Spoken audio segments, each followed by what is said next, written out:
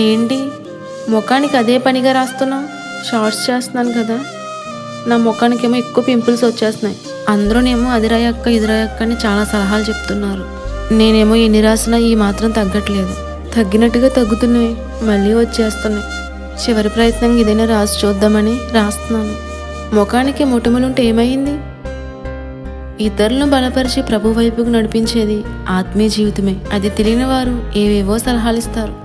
వాతావరణం పరిస్థితిని బట్టి, శరీరంలో కలిగే మార్పులను బట్టి వస్తాయి. అవేవి అక్షయ రాజ్యానికి ఆటంకం కాదు. 127 సంస్థానాలకు అధిపతి అయిన అశ్వరోష రాజును, ఆ కోటలోను అనేకులను ఆకర్షించే విధంగా ఎస్తేరు ఉండడానికి కారణం ఆమెలో ఉన్న దైవికమైన విధేయతే. అటువంటి వివేకము విధేయతే అనేకులను ప్రభు వైపుకు ఆకర్షిస్తుంది గాని పైరూపం కానే కాదు.